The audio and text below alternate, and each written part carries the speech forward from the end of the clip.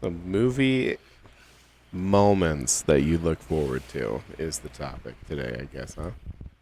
Yeah, and just in media formats, history of media formats a little bit. I brought, I kind of revised some of my examples here. One will be pretty interesting because it's one movie in every Mm-hmm. format. Ooh. So a so to the best of our knowledge, or on a personal level, because I absolutely loved and they blew my mind away the Lord of the Rings trilogy, the first one. Oh, absolutely, Hmm. That for me absolutely. Great is movies. absolute standout as far as getting into movies, the story. No, I hadn't read the books, Me either. and yeah, I think a lot of people hadn't. It would just like my uncle had read The Hobbit and stuff like that, but and probably the Lord of the Rings trilogies. But as far as those movies go, visually, they were absolutely stunning, and they still are, even if they Hmm. aren't in the upscaled 4K Blu-ray format, whatever. They're still visually amazing. Oh yeah, oh yeah, they're incredible. And you know what? A lot of it, because a lot of the scenery, a lot of the world building, they use miniatures a lot, Mm-hmm. and it stands the test of time when you do stuff when you do as much practical as possible. That's Didn't why Jurassic Park still holds up a lot. didn't they Hmm. use the same like Gully or Gulch or whatever for Gondor and for Helm's the Deep. Helm's Deep? I don't I know. don't know. I wouldn't be surprised, but I don't know. I think they did as far as like miniature stuff goes. I don't think Yeah, well, and the I mean, open plains would have been different, but anyways. repurposing happens all the time, so I can Where easily was Jesus, imagine. for the life of me we're I on the can't remember what subject. was that where was Helm's that Deep is filmed? New New Zealand, Zealand. New New Zealand? Zealand. Oh, okay. Yeah, Yes, Helm's Deep is a scene that I wait for when I'm watching Two Towers. Oh, That's absolutely. yeah. I love that I still entire I scene. still get jitters in the yeah when all the elves show up, even though that's not that didn't actually happen in the book, but it's still freaking yeah. Well, you know, a moment is powerful when you know it's going to happen, but you're anticipating it with excitement, even though you know exactly what's going to happen to So the same, minute. Return of the King has two of those same moments really. Um, the first one is when Rohan shows up and the horses Hmm. line the sky. That's one of those yeah moments, and then the second moment for me is when the troll that's about to put his knife through Aragorn's face gets all freaked out and runs off. Now, there's so many. Those movies are just there's so many moments I can't even like. It's hard to pick just I'll even one or stick with my two. Helm's Deep. Mm-hmm. The I Helm's love Deep Helm's Deep. is that was the Battle of Helm's highlight Deep. of Two Towers for I sure. love the eyeball freaking out and exploding. That's real. Yeah, that was badass. Really good particle simulation. Mm-hmm. And those were. And when did the last one come out? 2007. Return of the King. 2000. Well, no, it was before that because Two Towers and Return of the King came out on OG Xbox back in like Oh wow. Okay. 2000. 2003, and I want to say like 2003, maybe 2004. You want to say they were all out by the time I Return. got out of high school, Yeah. Return of so the King yeah. came out They, in 2003. yeah, Okay, yeah. yeah. Mm-hmm. Before I even got out of high school. It's insane how long ago it was. It's hard to believe that they're even that old now. Right. And then let's see. They were competing with the Star Wars episodes 1 through 3 as well. Pretty Did much, yeah. they really? Oh, because they filmed them all back to back to back. Okay, I didn't realize they came out They with did, one a yeah. year. Yep. Because Fellowship came out in 2001. I thought it was earlier than that. Yeah, Mm-hmm. yeah. Yeah. They shotgunned those films, and it's amazing what they did, how It fast they filmed them. Because they did a solid year. They had 12 months of pre-production, hmm and then they filmed it all at once. That was what made even though I love the Hobbit movies, but hmm that's what made them very difficult to make for Peter Jackson because Guillermo del Toro was set to direct it, and he just kind of jumped ship last second, and then Peter Jackson had to hop on to save the project, and he's like, all right, where's all the pre-production? They're like, we haven't hardly done anything. He's like, are you kidding me? We did a whole year of pre-production for the original films. You're telling me I've got like maybe 6 months or 3 months or something. It was like not very long. And they're like, "Yep, this is what we got to work with." And he's like, "Oh my god!" He said, "If it hadn't been for his 20 years of filming experience, it wouldn't have happened. It wouldn't have worked." He had to. He was literally had Andy Serkis as co-director filming scenes, and they weren't even sure what the context was yet. Like they were making up as they went along. They literally made up a lot of the story and the way they told the story as they went along. It should have been a disaster. They're great. I love them. I think they're great. They're not as good as the original trilogy necessarily, but they're really good. So they should have been terrible. As far as variations go, I think they played just strained from the book in general. Granted, there's not a lot. The book could have been Well, if they went one on. book and turned it into 3 films. That's what I was gonna say. The Hobbit itself, that book by itself, isn't very long compared to Fellowship and compared to Twin Towers and the Return of the King. If I remember correctly, it's the shortest of the books. It is. So the fact that they actually turned that into 3 movies is outstanding in itself. But in the book, a lot of time does pass. So I don't know. I think And it originally wasn't even supposed to be 3 movies. Just kind of turned into that. yeah, I think they could have packed a lot of it. I don't know. Because I go back and forth. They could have made it 1 movie and it would have been fantastic. Do I think they think did it in a 2-parter. yeah, do I think they overdid it with 3? Kind of, but no. They took a lot of liberty with storytelling. There was no elf and dwarf love story in the middle of that. Legolas wasn't even a character that was. I mean, he would have been around at that time period, but he wasn't mentioned in the book. So I don't know. I don't have a lot of gripes with it. My brother did. My brother was like, "That didn't happen. Shouldn't have been in there." It's like, okay, but it was cool. Like, so. Yeah, that's how I felt. I was like, I didn't care about the book. I didn't read the book. I just liked it, and I enjoyed them as.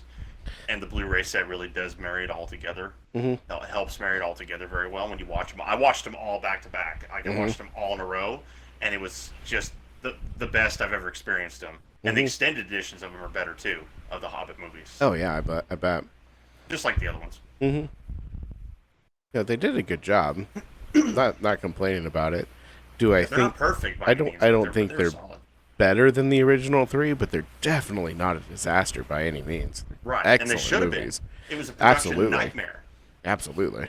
It's like how Jaws, right? Jaws was one of the worst God. production disasters in film history, but it created the summer blockbuster, and it's an amazing film.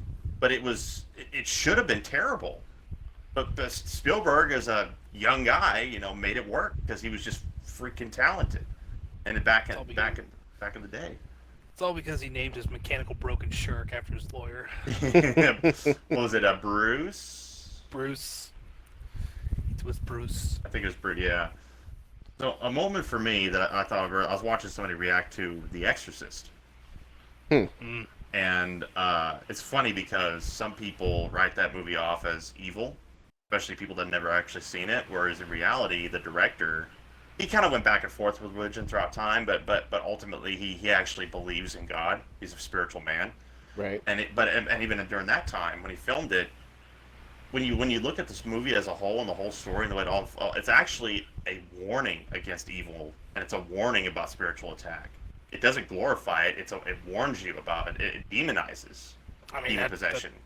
I don't think it ever glorified it, and I've seen the film. Right. No, I'm saying there are a lot of people that it's evil. You can't. You're not allowed to watch it. It's evil. It's terrible and this and that. It'll bring evil into your home. And it's like, no, actually, it's actually a very. It literally. Well, it's funny is because so I know the official stance of the Catholic Church about that film is they don't like the film. Right. They don't like the film because they don't like people talking about that they do exorcisms because that happens. Right. That's an actual thing they do. And they just try to keep it under wraps. Right. Right. But I'm talking about. I'm just talking about regular Protestants, even just regular people, right? Your average Christian. They go around. A lot of boomers were like, no, it's evil, it's evil. It's like, no, it's actually not. It's actually not. But a moment that stood out to me, one of the moments in the film, it's a great horror film, great movie, but at the end when I forget I'm terrible with character names, but the main Catholic priest, the younger one, who he's slapping her, he's punching her because he's just like trying to get to this demon because it just killed the other guy, and then he says, "Take me," and the demon goes into him, but he has one last gasp of no, and he jumps out the window and falls down a whole massive flight of stairs. Right? It ultimately Throws kills him. himself down the hill. Right. So he took the demon with him and then killed him and then offed himself. So the moment that really stood out to me, it's very subtle, very, very brief. These are the types of moments that I appreciate. His friend and his fellow priest and friend rushes down to his body, his mangled body, and he's sitting there and like bloodied up, mangled, like looks like he's already dead. But he goes down and he grabs his hand and he starts giving him his last rites and he's praying with him. And as he's praying with him and giving him his last rites, and of course he's emotional because that's his friend.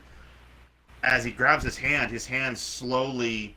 This is the only sign of life you see as he's praying for him with him, because he actually had he was spiritually troubled. He was losing faith in God. That this priest, the one that was dying, he actually was losing faith in God. He was kind of on the fence about, am I even a Catholic at all? Do I believe in God at all? I don't know anymore. So and as his friend's holding his hand, holding it, he just slowly grabs onto his hand like this and clenches on as he's praying with them as he dies. His bloodied hand, right? Very, very powerful, subtle moment at the end of the film that was just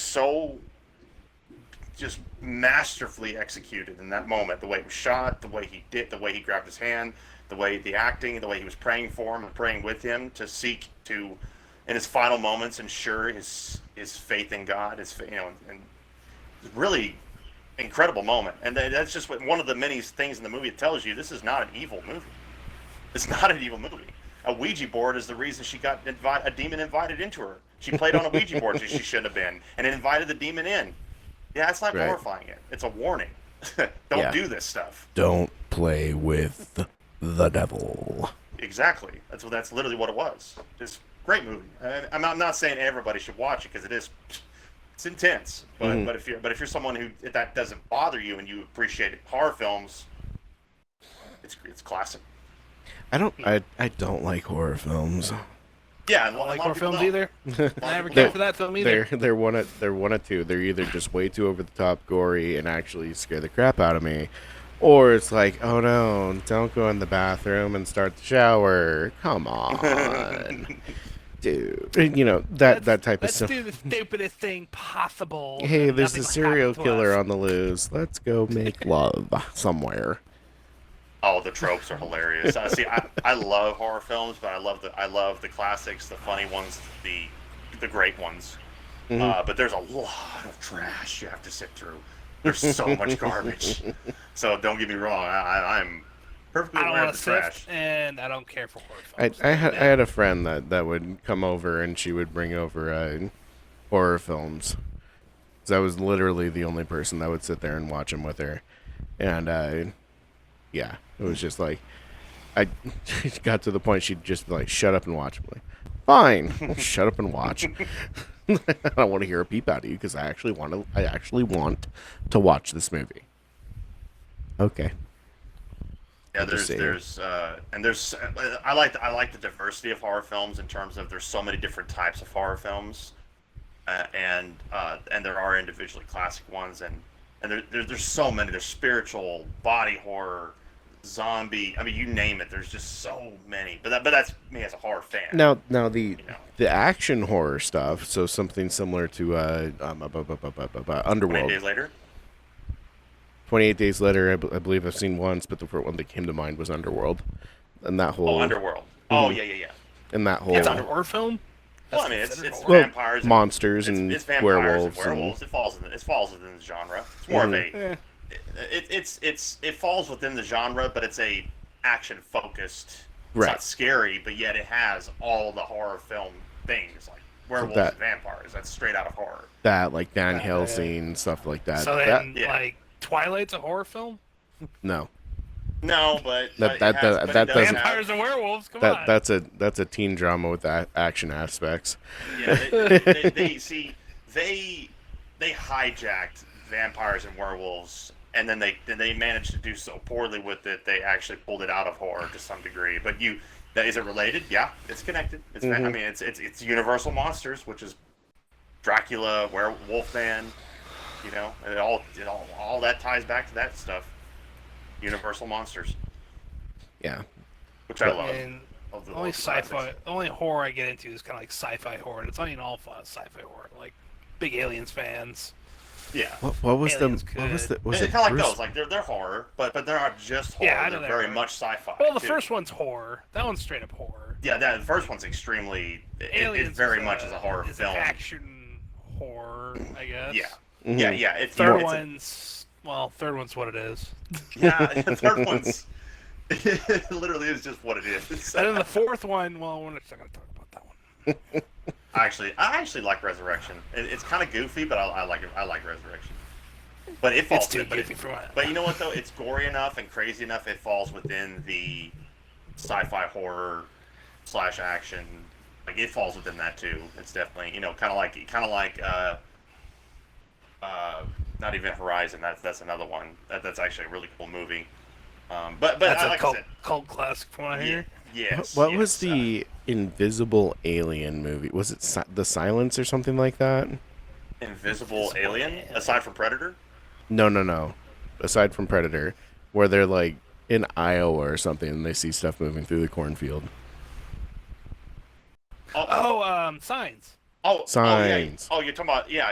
It's literally it's funny because he's not invisible. He just he was just very very sneaky. Yes, That's that's a great movie. That movie absolutely terrified me. Oh, it creeped the hell out. I watched it at the it theater. creeped the hell out of That me. shit- I That shit loved it. scared me. Oh yeah, I love Signs. I love M. Night Shyamalan's best work. And then you realize at the end he beat the stuffing out of one of those things with a baseball bat. Very dangerous creatures. well, it was weakened by the water, which is kind of their kryptonite. So He was beating up on it pretty badly before he even got touched by the water. yeah, but that's what ultimately. It was enough to distract him, but ultimately they had to have water to defeat it. I can't to even, scare them away. I can't remember the ending to that film. Well, But he chased it He off. also sliced one of his fingers off with just a kitchen knife. I mean, Yeah, it Sure. wasn't exactly tough. now was that an I can't remember the plot of that. Was that an isolated event or was that worldwide? Am I getting That two was different? worldwide. It was a worldwide. Oh invasion, yeah, no, it was and going to be a total invasion, and then they backed off because they realized that there was too much CO2. Mm. No. I'm sorry, H2O. There was No, too much like, H2O in the world. You literally hear that the radio started, like people started fighting him in the strangest way possible. They just used water. Hmm. Yeah, like, they were like, "Oh wait, this is toxic to us. We can't. This isn't even worth literally invading." the most dangerous Got it. weapon in possible existence for them is the fucking super soaker. Yes. every 20 to 30-year-old man is like, yeah, go down to Walmart, get me 2 of them. With like a bandolier of water balloons across their chest. Yes. So, Mike, what's a moment for you? What's the moment that stands out in your mind? you, For me. The A-Team, specifically the scene of Flying Tank. Oh, Flying Tank? Flying Tank. I've never seen that. We made you watch the A-Team. Me and David did. Oh, the A-Team. Yes, the A-Team. The flying. The scene You're talking about the with the flying flying tank tank. scene in A-Team. Okay, I thought you said that was Yes. the name of the movie for a second. No, I said the A-Team. Okay, the A-Team. Gotcha. That's right. That's a fun movie. That's the best scene in the whole movie. Sky, you joining up? Is he here? He's in chat. Well, what good is he in chat? I don't know. Probably taking care of littles. Oh, I need to take that back. I have this movie in almost every format. I like a beta tape with it. Oh. Shame. I go. Yeah. Shame I on go you. back as VHS with it. Shame on you for not having the beta tape. The only more, beta tapes, Land Before Time and Star Wars, is the only beta tapes I have. a more impactful scene from a movie that I love is what's that film? Hacksaw Ridge. When he's up on top of the cliff in the middle of the night. Uh-huh. Love that scene. Oh man, I love such that a good movie. Such a good movie. That You know- that scene will make a grown man cry. Mm-hmm. You know a subtle scene. I say subtle. One moment that stands out in my mind with that movie. There's so many, but when he comes across that injured Japanese soldier, and that soldier's like, "Oh great, I'm dead," and then he treats him and then moves on, and then he's just like in shock that because he really doesn't want to hurt anybody. Yeah. He was an actual pacifist, as much as humanly possible. He actually gave him a bandage and gave him a cut, and I was like, wow, that so good, man. If there's ever a movie that's a 4-star movie without question, it's Hacksaw Ridge. Yeah. Just like Saving Private Ryan. Yep. Yeah. Incredible movie. Absolutely. Underrated, man. And I can't remember the reviews on Hacksaw Ridge. Was it really 50-50, or was it just kind of one of those things that spiked, everybody loved it, and then just nobody talked about it again? just it did fine. Nobody hates it or anything. It's just kind of like under the radar for a lot of people. Just kind of like, Missed. did alright. Missed it. Marketing didn't do its complete best job. Spider-Man boy plays the soldier. Nah, I think I'll pass on this one. Spider-Man's probably Spider-Man's best film, so. Yeah, it's probably his best film, best performance. Yeah. And Hugo Weaving, Agent Smith from Matrix is playing his dad. Oh yeah. His best performance too. Mm-hmm. It was so good. Yeah. Holy crap. That movie gets me every time, man. I can't walk away dry with that movie. I can't. No, not at all. And Vince Vaughn as a it's sergeant, so hilarious. It's so so funny than anything else. Yeah. Oh, it's so good. So good. I absolutely love that. That's a true story. Yeah, and that it was faithful. Mm-hmm. And it stayed as true as possible to what actually happened from what I understand, at least. Well, in the end credits, they showed talking to him, and one of the scenes was directly from his own testimony of what happened to him.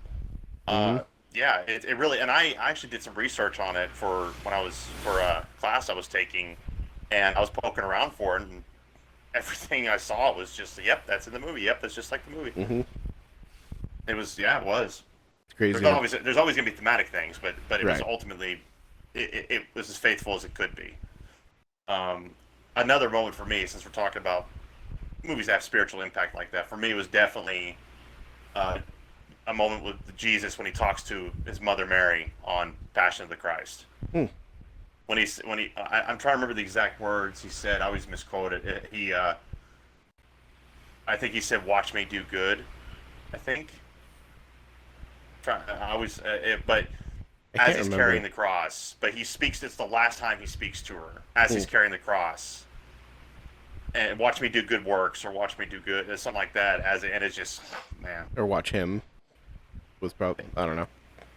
It just gets me every time. That movie is, man. Oh my god. Once again, Mel Gibson. Yeah. Both Mel Gibson. Holy crap. Wait. Mel Gibson did. What else did he do? He did Hacksaw Ridge and Passion. Oh, he did Hacksaw? Oh, okay. Yeah, I knew yeah, he did yeah. I knew Passion was. I didn't realize Hacksaw Ridge was him. Yeah, he directed Okay. it. That was his love project. That was his work of labor of love right there. That was all him. I actually didn't realize he did a hacksaw. Mm-hmm. Yeah, neither did I. And you know what? That's why I kind of said that it was somewhat under the radar, because you got Braveheart, which was Best Picture. I love Braveheart, but it's, Right. Best Picture winner, mega hit, and then he did Hacksaw Ridge, and it didn't get the same notoriety and award winning and all that, like the likes of Braveheart. But I think it's an even better film. I think it's all a question of marketing. Yeah. Marketing. A decade and a half apart. I'll tell you what, I will say this about Hacksaw Ridge, because we're talking about media formats. We're about to touch on that. So I first got the Blu-ray. That was how I actually didn't watch it in the theater. But I'll be honest, when I first saw the trailer for it, I knew zero about it. I didn't know it was a real story. I didn't know anything about it. And I didn't even know Mel Gibson directed it. I just saw a quick trailer, and I thought it was an anti-2A propaganda movie or something. Really? Yeah, because I knew nothing about it. I knew zero. I saw it in theaters. I even dragged the chick that I was dating at the time to go see it. Yeah, and I just saw We're a quick watching trailer this. for it. I had no, and my impression, my initial knee-jerk impression of it was, oh God, is this an anti-2A, like some kind of weird? But then I saw Mel Gibson directed it, and I started seeing more about him. And then my cousin Matt, my other cousin Matt, he said, "Oh, dude, this movie's amazing." I'm like, "Oh, really? Okay. Well, maybe I must have been wrong then. I didn't know what I was looking at." And then that's when I watched it with him. He had me watch it with him, and I was just completely blown away. So I got it on Blu-ray, and it wasn't a very good transfer on Blu-ray. It looked very compressed. It had a lot of digital noise going on, not film noise, digital noise, like bad, like it looked bad. But then I got it on 4K Blu-ray, completely cleared it up, completely fixed it. Nice. Much better transfer. So that's one thing I'll say about it. The 4K Blu-ray is substantially superior to the Blu-ray in this case. I went over for a fun hangout night with my buddy Ben when he was still living close by, and he had bought it on his Xbox, and we sat down and watched it. And then both of us towards the end were like, like Makes two grown men cry, I two tell grown you. men sitting there going.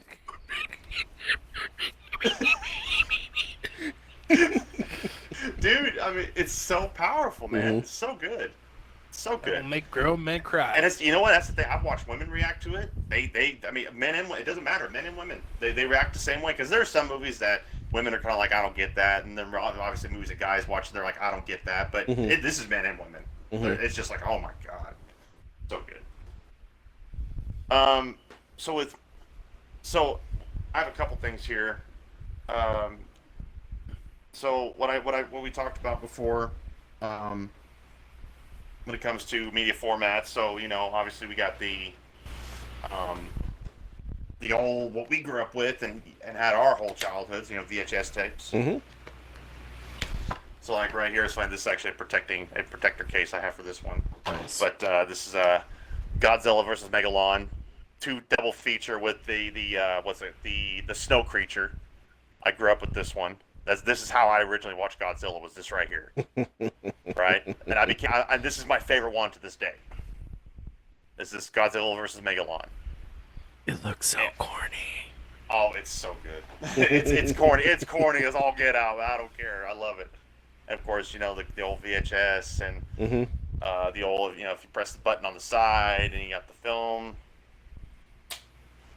But these things, that's the thing. These things were decent for what they were, but the fact was they would wear and tear. No matter what you did, they were gonna have wear and tear just by playing them. There's just nothing you could do about it. They were not built to last a very, very long time. Well, Had- the film inside them itself have an expiration date. Exactly. Mm-hmm. You can put these things in a time capsule and they'll eventually still die. Yeah. And not only that, but they also had a very problematic like exploit to ruining them. If you had a really, Yeah. really big magnet, screw them all Oh up. yeah, that's Mhm. right. Like That- literally, if you took a magnet to a video store and just scanned the whole video store, you could ruin the whole video store. Oh. Like if you just walked around with a huge, like a really powerful magnet all over all the tapes, they'd all be just screwed up. Oh, I'm sure that happened too. Some Mhm. idiot kid. So now, Or- then or this, just on the some other idiot. hand- right? So then this, you see the height difference here. You got the beta tape, Beta tape. and of course, with the VHS, we had a dedicated rewinder at home. You could rewind in the VCR, but we had a dedicated rewinder. Yeah, we did too. And It was in the shape of a car. On to the next movie. Pop that one in there. Play the next one. No time to So waste. and there's the beta, which was smaller. These are sturdy. These are nice. I've never watched one. I don't have a beta player. I just got this for cheap off somebody on eBay. Last one time here. I know I if I- watched one many, many, many years ago. 'Cause we had a beta player at one time that my dad accumulated from Oh, really? his grocery store as a freebie he got from one of his whatchamacallits, the vendors. Oh, okay. Yeah, of course, same thing. It's got the the tape inside.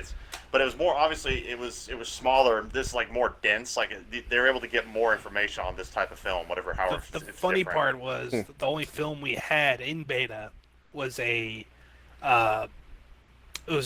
training video on how to do mopping and cleaning inside a grocery store.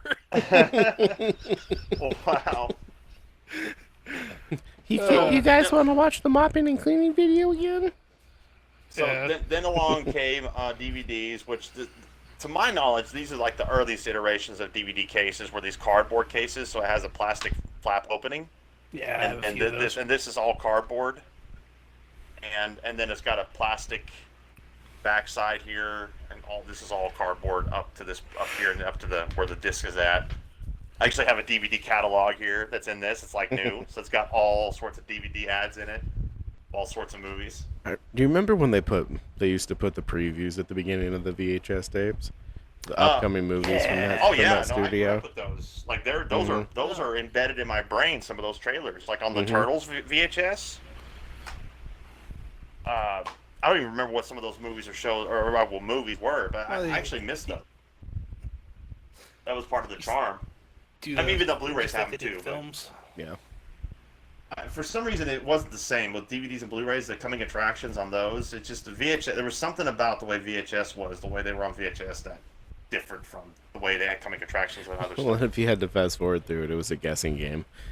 Like, Yeah. It wasn't next chapter or next title or whatever, Right. or skip scene. So, yeah. See, if you wanted to fast forward fast, you had to press stop, fast forward, and then guess, stop, and then play again. Or if you want to fast forward but slower and keep it on the screen, you just fast forward. You played the counting game. All right, like count to 5. Well, that's like 3 minutes or 5 minutes, right? Yeah, you got it down to. So, all right. So the movie that I actually have across is Dune, the 1986 Dune. I have across all but beta. So like we show, like here's the VHS. So we already looked at. So that's the 80s, 70s, 80s, and 90s. I think VHS first came around in the 70s. I want to say. Late 70s, mid 70s, something like that. Ooh, I don't know. Then I'm not sure. I'd have to look at that. I'll have to double check. I'm not sure because it was the beta and VHS. I'm conflicted Media Wars between 80s and 70s. Yeah, it might be 80s. It could maybe technically be 70s, but definitely became the standard 80s and beyond up until DVDs came June around. 4th, 1977. Aha! I Video, had a feeling it was like video late cassette 70s. format is introduced to North America at a press conference before the Consumer Electronics Show in Chicago. Yeah, I like him. So here's the Dune DVD and a steelbook. This is a steelbook DVD, which you don't see very many of these No. of Dune. And this is actually a cool version because it has the extended version of the movie, but without the Toto soundtrack. So, but it gives more context from to the universe in some of it that's not in the theatrical release a little bit. It's not as good as David Lynch's version. David Lynch's version is much better to watch, but it is interesting to see, a little bit more from the movie. Maybe it was before that because. Sorry. What was before what? When VCRs were introduced in 1975, the average machine cost was $1,000 to $1,400. By 1985 is probably when it would have been a lot more popular. The average VCR cost was $200 to $400. Right. That sounds about right. So here's the Blu-ray. The Blu-ray of Dune, which obviously because the jump from VHS to DVD was a big jump, like a big leap. Like VHS was fine for what it was, but DVD was a substantial leap in technology and just for the fact that it was digital and you could keep them for many years, and unless you have them in a bad environment or it's just a lemon disc rot is pretty rare. I've yet to see it myself. I've seen a little bit, but not much. If you keep them in proper they're environments, to sunlight primarily. yeah, Yeah. sunlight and just physical damage like scratching. Yeah. DVDs are fragile, as we talked about before. But now Blu-rays with that with that layer of gel to help protect it, that helps them be that much more durable and of course 1080 up to 1080p resolution, better quality. Blu-rays are fantastic. DVDs are accepted. DVDs are okay, but Blu-rays are fantastic. I don't know. Here, I'll be right back. I don't know why. I had oh no, here it is. I couldn't see it. Okay, so I didn't show this before. So this is the only one I have. This is an HD DVD of Dune that I have. Okay, that this is during the Blu-ray HD DVD wars, and when Blu-ray won out because mostly because PS3 and 360 had that 100 or so $200 adapter that you had to buy. Adapter, but it didn't bother to implement it into the system itself. No, so Microsoft backed up this, which is really inferior tech to Blu-ray, but it was cheaper. And then Sony backed Well, up. they backed up that, but at the same time, when they had the opportunity, it's like, okay, well, we'll just put the player into the system. Nah, they decided like, no. Yeah, they were kind of like, we don't know. Like they we don't saw know, the I writing don't on the think wall, so. pretty much. Well, they were just, they didn't just dive in. They were just kind of skittish about it, and then said, "Oh, let's do an adapter." It's like, nope. So, and this is when I look at the, I want to say, so the quality of it. So it's kind of like, yeah, it's kind of like Blu-ray. It's got a decent slick surface to it. I think it has, but Blu-ray, I think Blu-ray has a better coating though. This is just a little bit better than DVD. These were okay. They were okay for what they were, but Blu-ray was just superior, and thankfully that's what won out the media war of the. And these died out really quick, and that's why I just want to have one. I was like, might as well have it of Dune. Then now before all these though, I kind of skipped ahead a little bit. Then there's the Laserdisc of Dune. Right now, and I got a hold of this just because I was like, well, I have every other format except for betas, might as well get a Laserdisc of it. And plus, I love the box art. It's like, of course, it's the size of a record. And then of course, now in recent times, we have the 4K Blu-ray of Dune, which is amazing. This is from Arrow Video. It's got the steelbook art book. It's the ultimate release of this movie ever. It's awesome. Really incredible. Now, what I want to show for Laserdisc, this is the thing about Laserdisc. Like I said, they were really similar to DVD in terms of video quality. If not, actually, they were somewhat inferior. Like at best, like I don't even think up to 480p. I think it's like 480i. Like nothing. Like not even. Laserdisc. Like Laserdisc wasn't even a competitor to DVDs. Laserdisc was a competitor to VCR. Well, right. Out. Yeah, it didn't need anybody. But as far as disc format, obviously it was the only, it had to compete directly with DVDs in terms of it being a newer media, the digital medium, and DVDs just destroyed everything. I mean, VHSs got phased out, Laserdiscs were around for like a few years and just couldn't keep their head above water. Didn't work out. But holy moly, some of the most premium packaging you'll ever see in your life. This is Terminator 2. Laserdisc. Oh, no kidding. Check this out. You won't believe it. 90s. Like, look at this. This is the Terminator 2 Special Edition, right? Look at this. When it comes out, there's his face on that. This is like really premium thick packaging. On the back of that is that. And when you pull and look, it's got this slip cover artwork. That's got like what's in this? Yeah, it's got James Cameron stuff and talking about the movie and when you look, the actual discs, like there's several. Disc 1 Special Edition. And the discs are literally this big. Mm-hmm. So I didn't realize that those were out for as long as they were. Those were introduced in 1978 and ran until the 2000s. You know what? 2000s. If it's 2000, it was probably or 2000. Places like Japan had Laserdisc and other similar formats for much longer than North America really did. They did exist, though, yeah. And read up on it a little bit. The Laserdisc technology is what actually spurred the CD. Right. Yeah, because at first they're like, well, it's but like I said, once they figured out, well, man, we can just put movies on compact disc, or DVDs, and it's like it was just over by the time because they figured that out relatively quick after. But God, this packaging, dude, this is glossy, thick, like shell material, and this this leather wrapped outer, like leather, kind of fake leather wrapped outer case. It's so cool. Like this is art. This is packaging art, right? I'll never watch it. I'll probably never watch it in my life this way. But man, is this packaging incredible. I love this movie. If you found one in working condition at a fair price, you'd buy it. Oh no, I would absolutely love to have, just for fun, have a laser disc player. That'd be cool. Just for fun. Like, we're gonna watch Dune tonight. Yeah, I mean, it'd just be funny to. Breaks out the disc. Yeah, Big old it's thing. just neat. Dude, it's so hard. Dude, you notice because I put a I already tell I put a smudge on it. It's so hard to grab those without grabbing them. Right. Because they're so big. See, if you ever do it, you have to. If you ever get one, you have to do the record flip in between your hands Oh, and lay it down into the tray.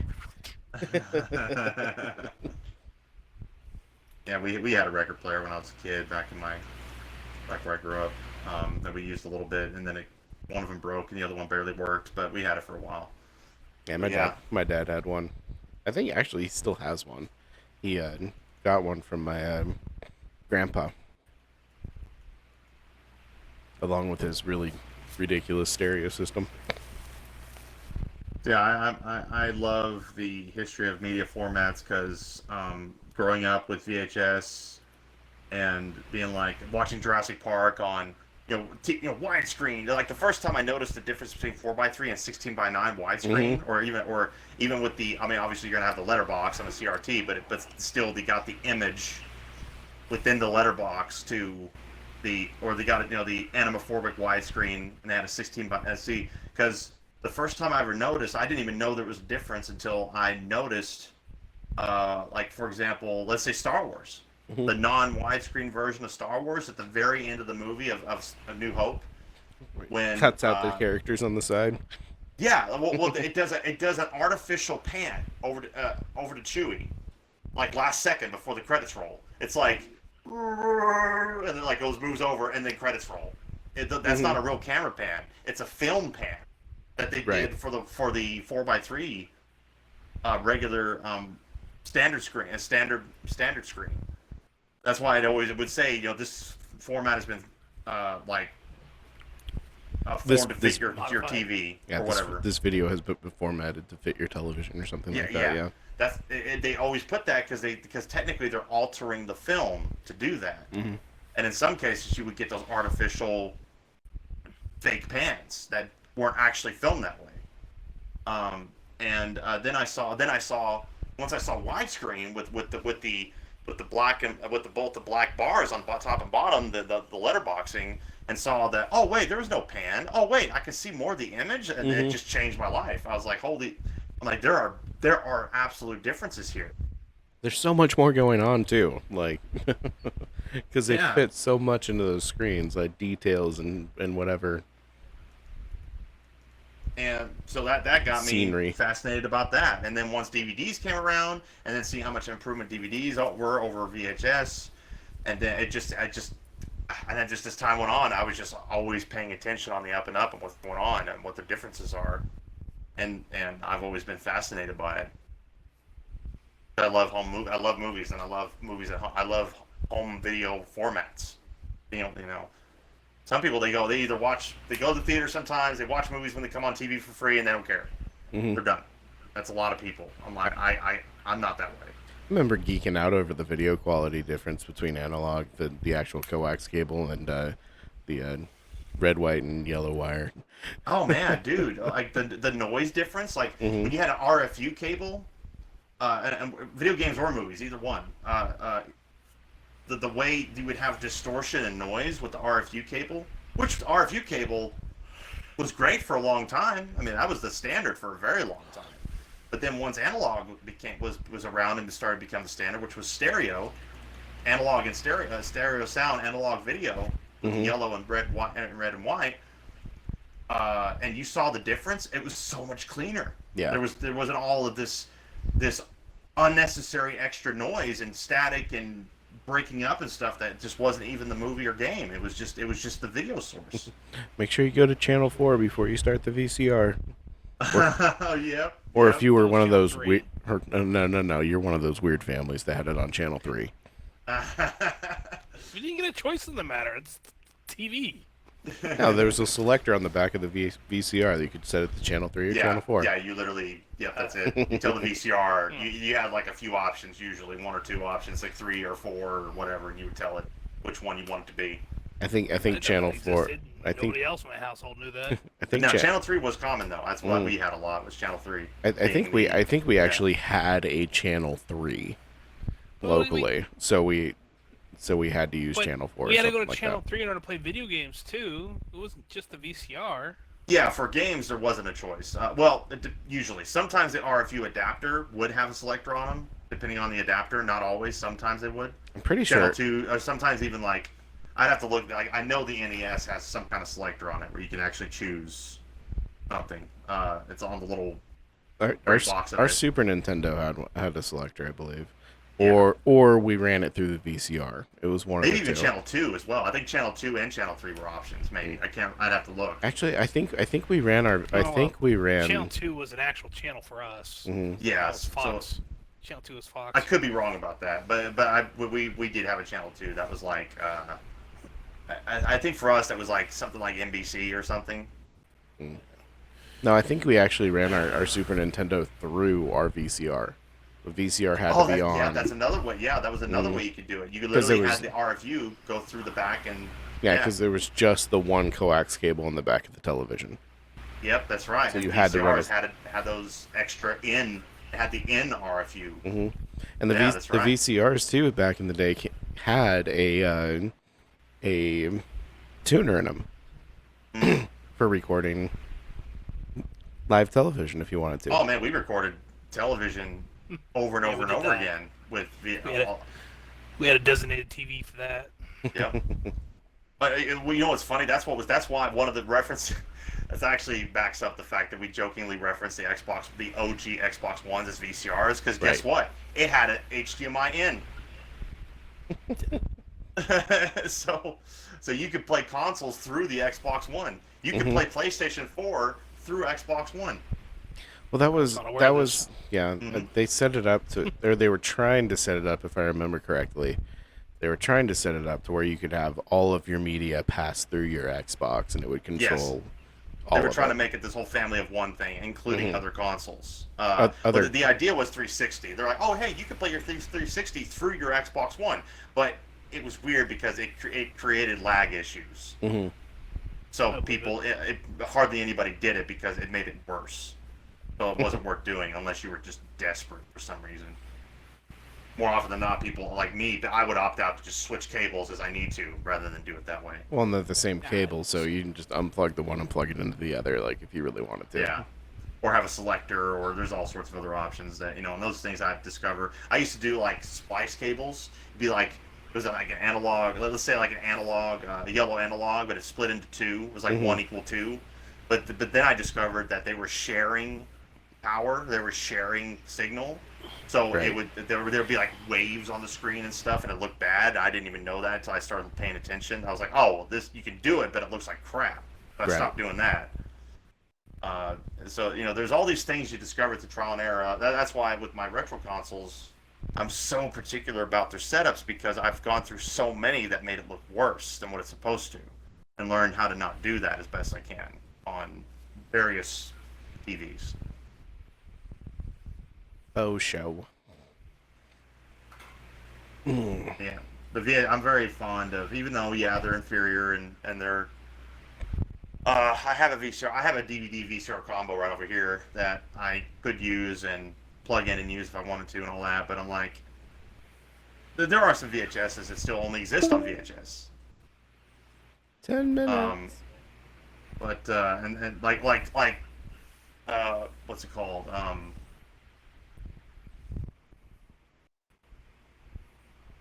What was that Harrison Ford movie that came out only like a year or two ago? Was it White Fang? Action for. Hey, what? Was it where him and the dog?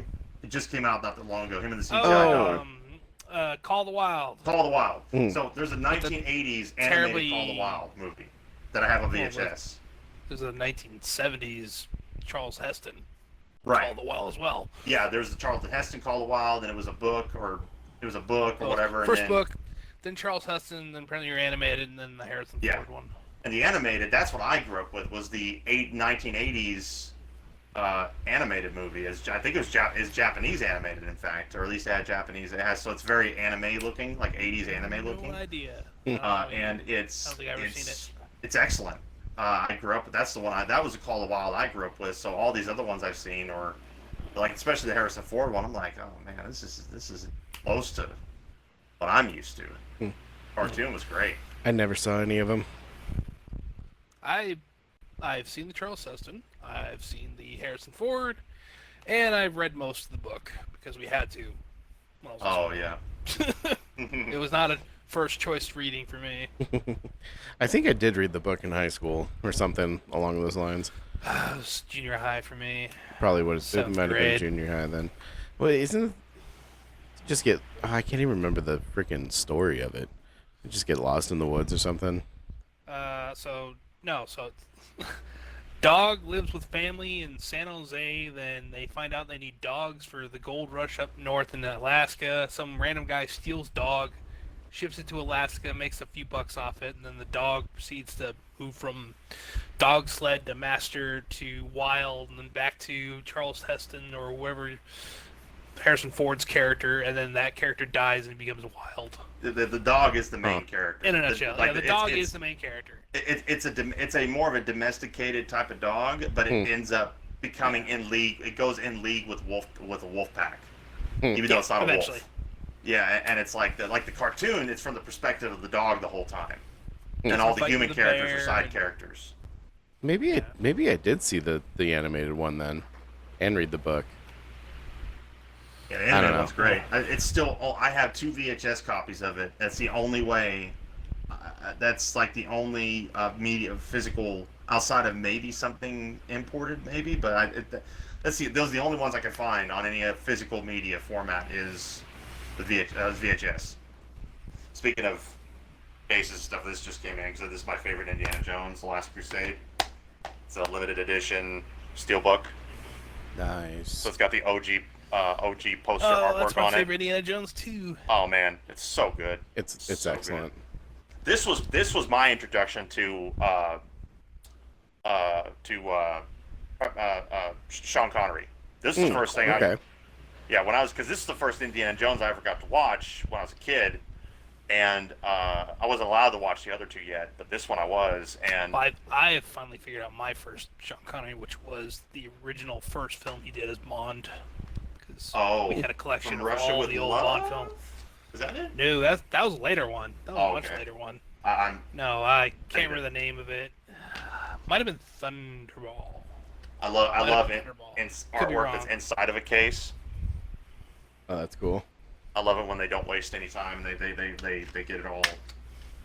Oh, and this comes with a little. Came with a little poster too That's for the awesome. artwork. So yeah, by far my favorite Indiana Jones. I love all but the last. I don't really care for the last one they did very much, but I didn't hate it, but I didn't like it very Crystal much either. Skull or whatever it Yeah, was.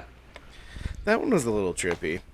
it was. It Yeah. it definitely took plot twists and turns that I just didn't expect to be in an Indiana Jones film. You know what it was?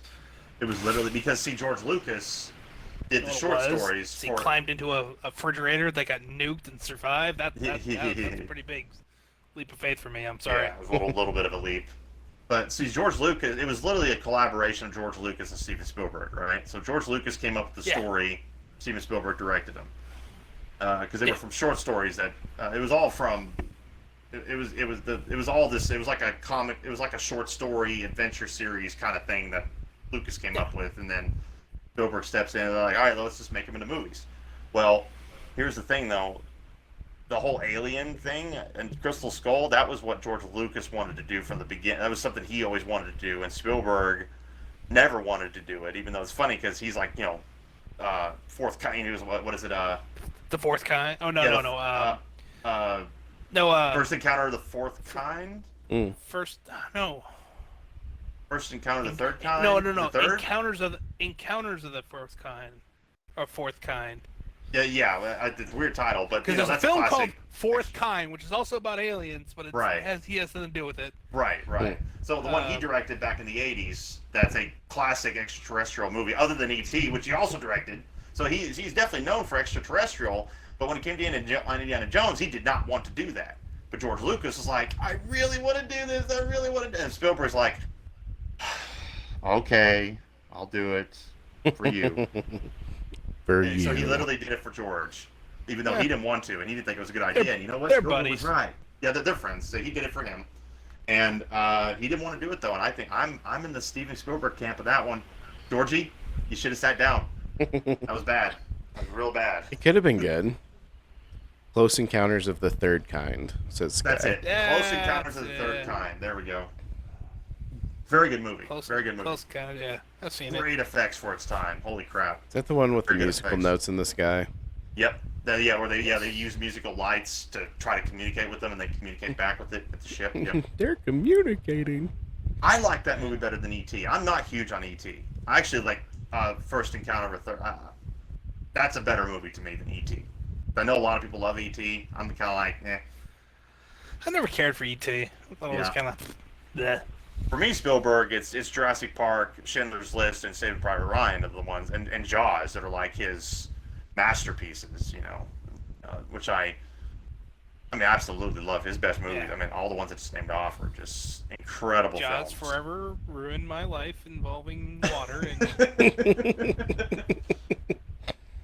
like no shit. Like I was 4 years old. We're at a friend's, like a family of friend's house, pitch black room, watching that film.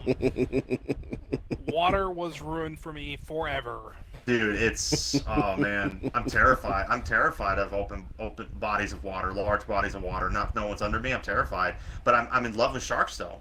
Ever since I was 5 years old, I've been watching sharks. I'm fascinated by them. I know a lot about them, but I'm terrified. But part of it's because they frighten me.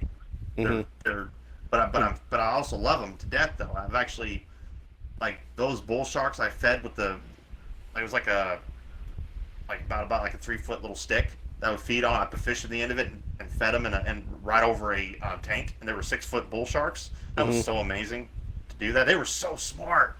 They were way smarter than you would ever think. Me and my wife want to go deep sea fishing next year. Oh, that'd be cool. That'd be very cool. Deep sea What? fishing. Bucket list item: great white Yeah. cage diving.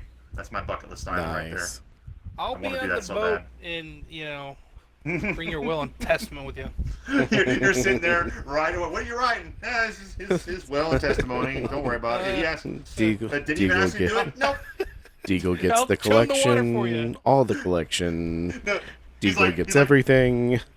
He's like riding and then chunk. Riding. Chunk. Push the whole bucket in. We are not gonna need a bigger boat because I'm getting the hell out of here and I'm Yeah. leaving your ass behind. It's like, all right, all the chums in the water, including the chum that jumped in the water. Let's go. It's funny how that line when Roy Schneider, Roy Schneider, I believe it's Roy Schneider, when he said we're gonna need a bigger boat, that was ad libbed. Well, we're a- I believe it's Roy Schneider's name, but that actor, the star of the movie, I know. he was. The actor. I know. I don't think it's Roy Schneider. I swear to God, it's not Roy Schneider.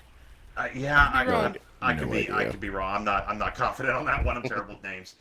Well, Better we with are faces. we are about out of time, gentlemen. Oh, So pity. it's been good. This is a good one. I'm glad my mic was actually working this time. Thank God. Heck yeah. Alrighty, we'll see y'all next week. Goodbye.